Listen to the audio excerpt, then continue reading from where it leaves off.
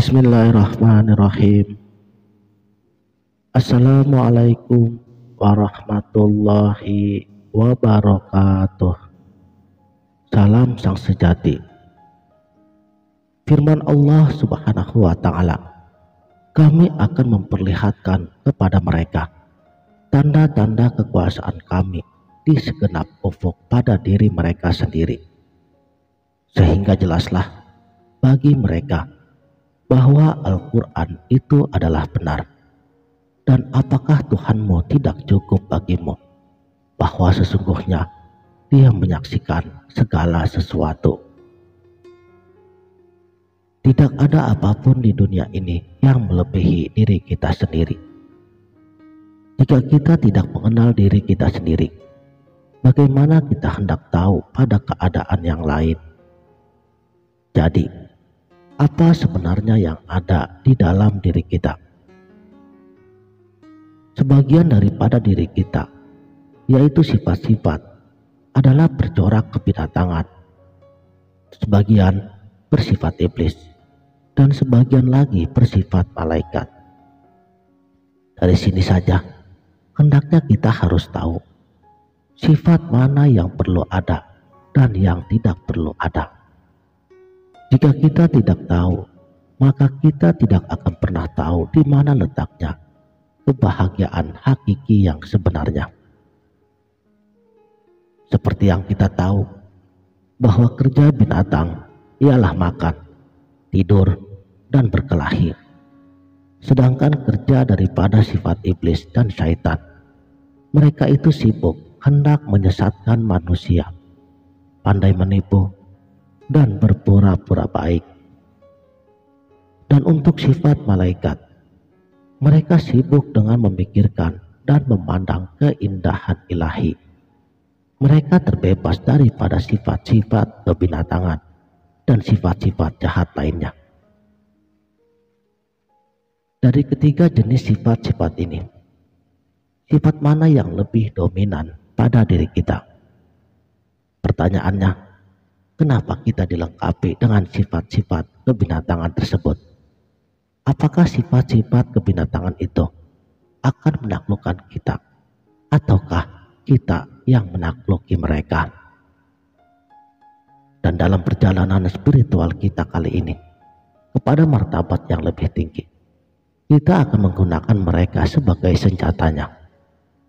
Langkah pertama yang harus kita lakukan ialah kita harus memahami bahwa mengenal diri ialah mengenal bahwa diri kita itu terdiri daripada bentuk yang zahir seperti tubuh dan juga hal yang batin, yaitu ruh atau hati.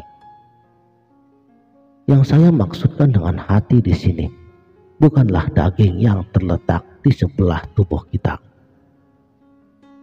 Yang saya maksudkan dengan hati ialah pusatnya diri yang berkuasa menggunakan semua kekuatan yang ada pada diri kita hanya sebagai alat dan kaki tangannya saja.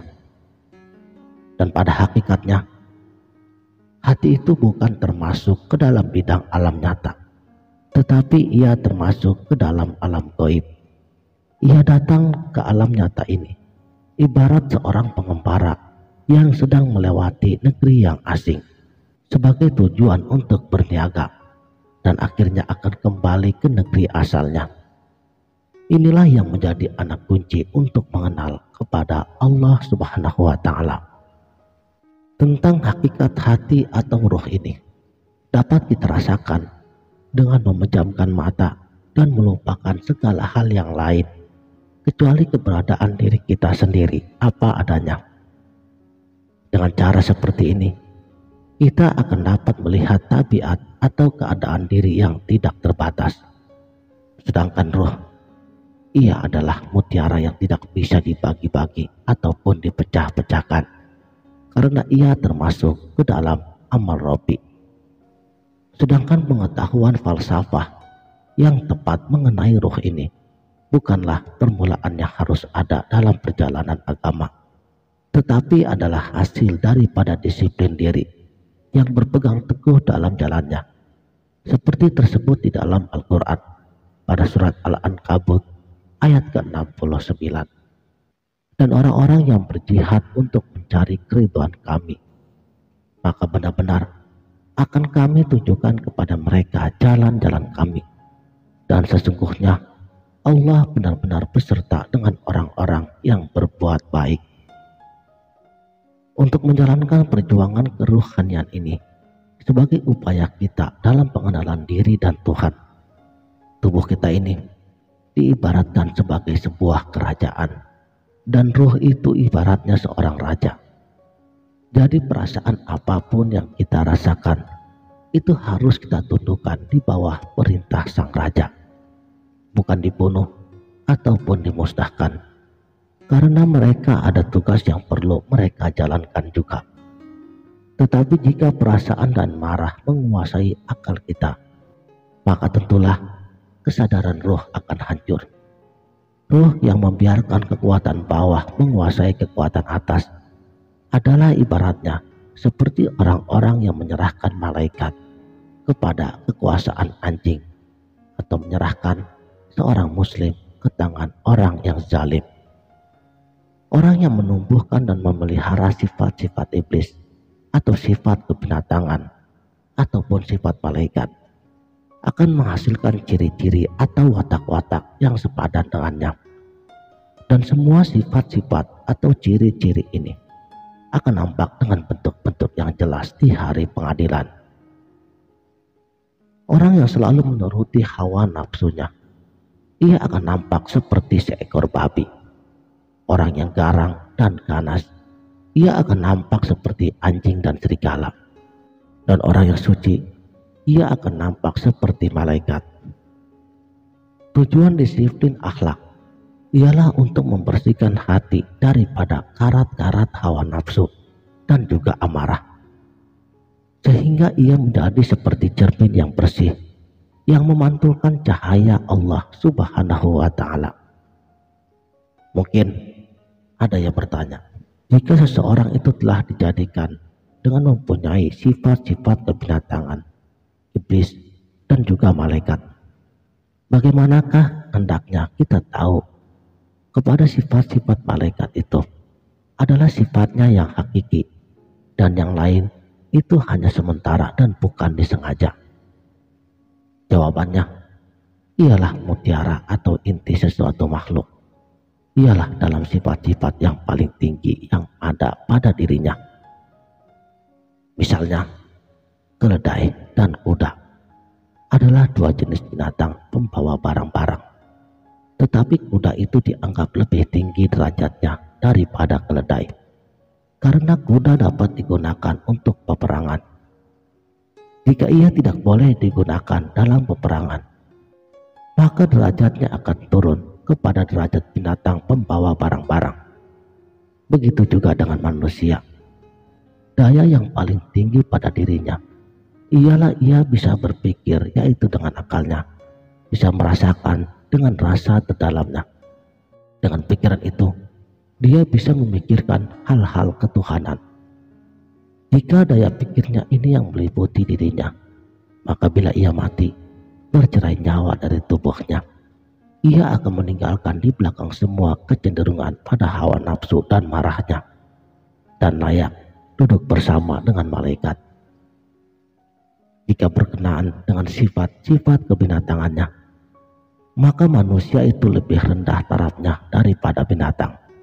Tetapi akal menjadikan manusia itu lebih tinggi derajatnya, karena Al-Quran telah menerangkan, tidakkah kamu perhatikan, sesungguhnya Allah telah menundukkan untuk kepentinganmu apa yang ada di langit dan apa yang ada di bumi, dan menyempurnakan untukmu nikmatnya lahir dan batin. Dan di antara manusia ada yang membantah tentang keesaan Allah tanpa ilmu pengetahuan atau petunjuk, dan tanpa kitab yang memberi penerangan. Surat Luqman ayat 20. Jika sifat-sifat yang rendah itu menguasai manusia, maka setelah mati, ia akan memandang terhadap keduniaan dan merindukan keindahan dunia saja. Ruh manusia yang berakal itu penuh dengan kekuasaan dan pengetahuan yang sangat menakjubkan. Dengan ruh yang berakal, manusia dapat menguasai segala cabang ilmu dan sains, dapat mengembara dari bumi ke langit, dapat memetakan langit dan mengukur jarak antara bintang-bintang yang ada. Dengan ruh, manusia dapat menangkap ikan di laut dan burung di udara, menundukkan binatang-binatang untuk tunduk kepadanya, seperti gajah, unta, dan lain-lain. 5 panca indera manusia adalah ibaratnya 5 buah pintu terbuka menghadap ke alam nyata, alam syahadah ini. Lebih ajaib dari itu lagi ialah hati. Hati itu adalah sebuah pintu yang terbuka menghadap ke alam arwah, alam roh-roh yang gaib. Dalam keadaan tidur, apabila pintu-pintu dunia tertutup, pintu hati ini terbuka dan manusia menerima berita atau kesan-kesan dari alam gaib, dan kadang-kadang dapat melihat hal-hal yang akan datang. Makanya hati ini ibarat cermin yang memantulkan bayangan apa yang tergambar di lauh mahfuz. Tetapi meskipun dalam keadaan tidur, pikiran tentang hal-hal keduniaan akan menggelapkan cermin ini, maka gambaran yang diterimanya tidaklah terang. Setelah lepasnya nyawa dengan tubuh, pikiran-pikiran tersebut hilang, sirna, dan segala sesuatu terlihat dalam keadaan yang sebenarnya.